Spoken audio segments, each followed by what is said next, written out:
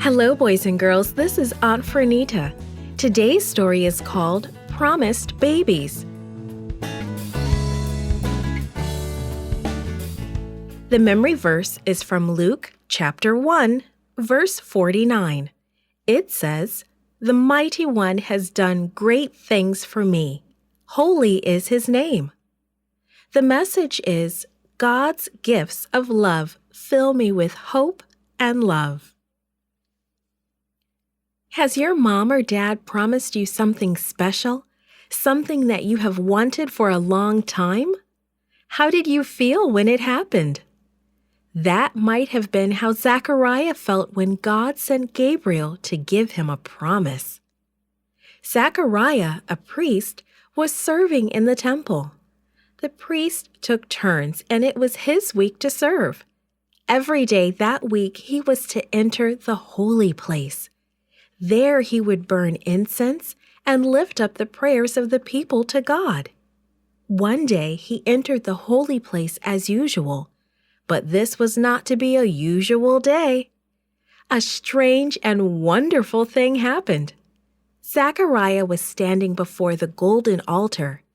The cloud of incense was rising up before God.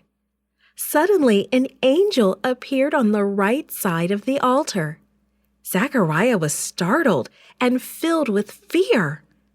Then the angel spoke. "Don't be afraid, Zechariah. God has heard your prayers.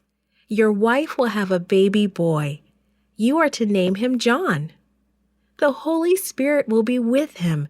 He will lead many people to change their lives to be ready to meet the Lord." Zechariah couldn't believe what he was hearing. He and his wife Elizabeth did not have any children.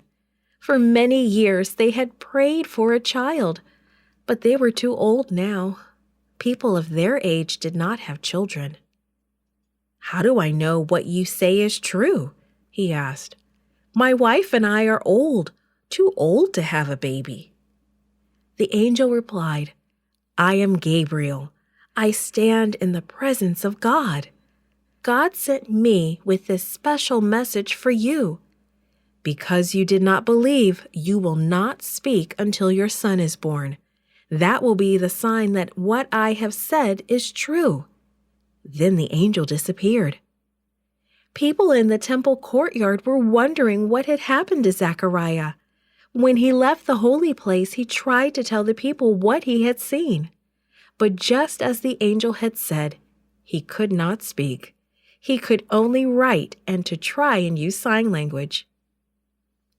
Soon after the angel's visit, Elizabeth became pregnant. God had kept his promise. And when the baby was born, everybody wanted to name the boy after his father. But Zechariah could speak again. "His name shall be John," he told their friends and neighbors. 6 months after visiting Zechariah, Gabriel brought good news to another person, Elizabeth's young cousin, Mary.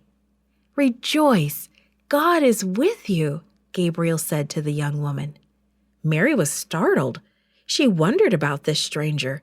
Why did he say, "God is with you"? She felt nervous and a bit afraid. Gabriel continued, "Don't be afraid. God is going to give you a son. You must name him Jesus. He will be known as the Son of God, and he will reign over a kingdom that will never end." Mary was very young, and she wondered how this could be. How could she have a baby? "Your child will be created by God," Gabriel said. "Your cousin Elizabeth is also having a baby. Nothing is impossible for God." Mary believed Gabriel. "I am God's servant," she said. "Let it be as you have said." Gabriel then went to visit Joseph, the man Mary was to marry. He told Joseph that Mary would have a baby, the Son of God, and Joseph believed his message. He would be the earthly father of the Son of God. This is grace. a promise that God gives for something that seems impossible. He promised a son to Zachariah and Elizabeth, and he kept his word. He promised a son to Mary and Joseph, and again he kept his word.